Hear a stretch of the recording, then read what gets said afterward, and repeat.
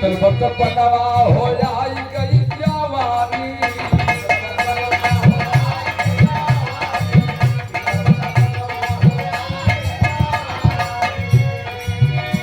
अरे रतिया पे रही रही के बदना सताई यहाँ हो है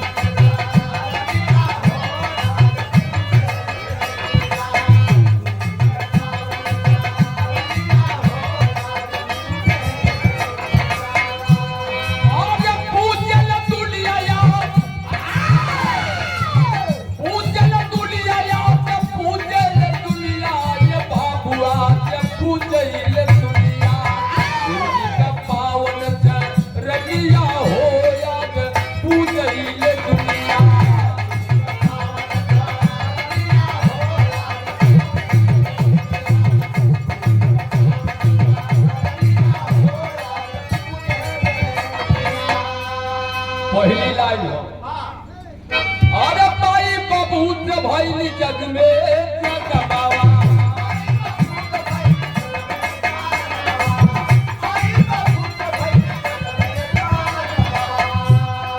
पहिला गुरु माता प्रीत पूजिला चरणवा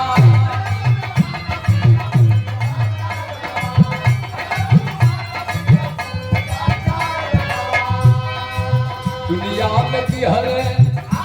माता पिता जो नहीं होते तो आज हम नहीं होते इस मंच पर कुछ बोल रहे नहीं होते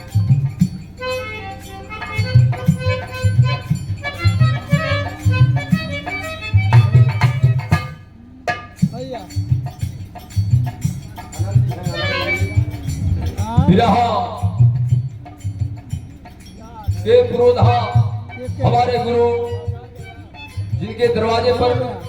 आज एक कार्यक्रम हो रहा है कि पूर्णिमा के शुभ अवसर पर गौरी शंकर आचार्य गुरु जी की ओर से यह आशीर्वाद मिला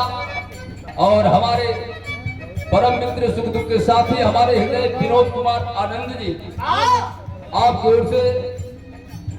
बहुत सा पुरस्कार बहुत सबको प्रणाम करता हूँ सब भैया को प्रणाम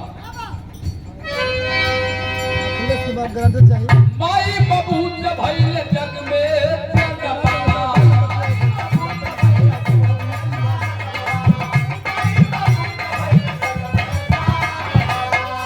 अरे पहिला गुरु माता पिता पूजिला चरणवा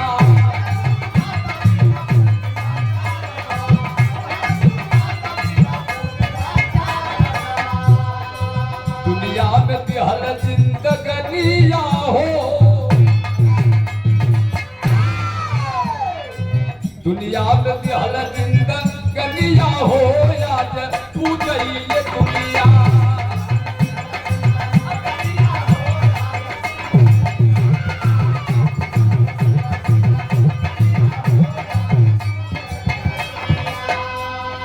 दूसरी लाइन कितना सुंदर बात लिखल और कहते अभिया तक गुरु है पातवल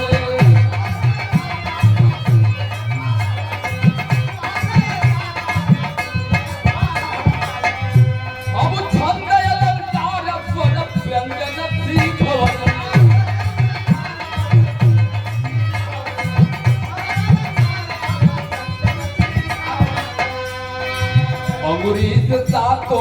रग दिया हो अंगुरीत सातो रग दिया हो या जब पूजइले दुनिया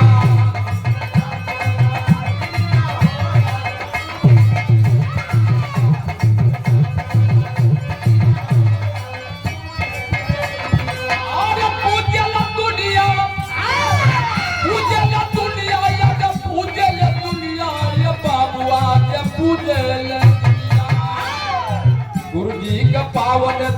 रनिया हो याद पूजइले दुनिया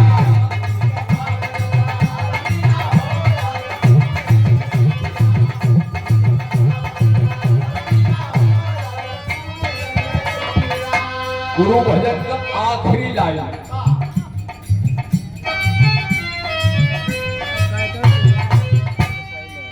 बिनलो कवा का सिंधु मौसी तू पड़ेगा,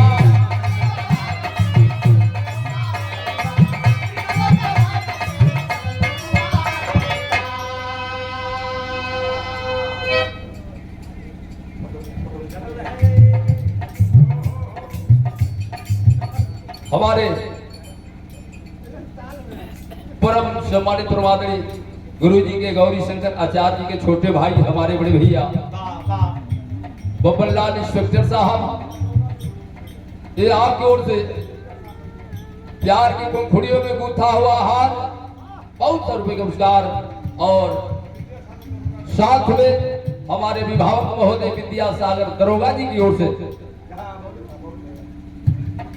आशीर्वाद चरणों में प्रणाम करता हूँ। पुनः पुरस्कार हमारे बड़े भैया बबलू भैया, बड़ा बढ़िया बिरहा भी गावल लेकर मत पूछिया लो नमरवा हमारे बबलू भैया की ओर से बहुत बहुत प्रणाम, सबसे प्रणाम बा। आज अपनी नलतवा के सिंधु मौसी तू पड़ेगा,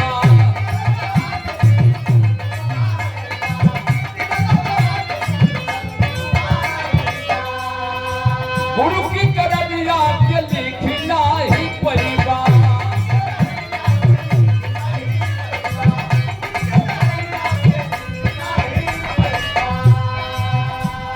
सेहरा कवि रंजन और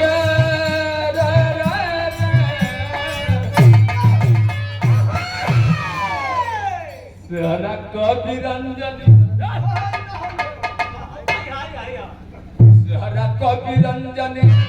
भजनिया हो, आज पूजल दो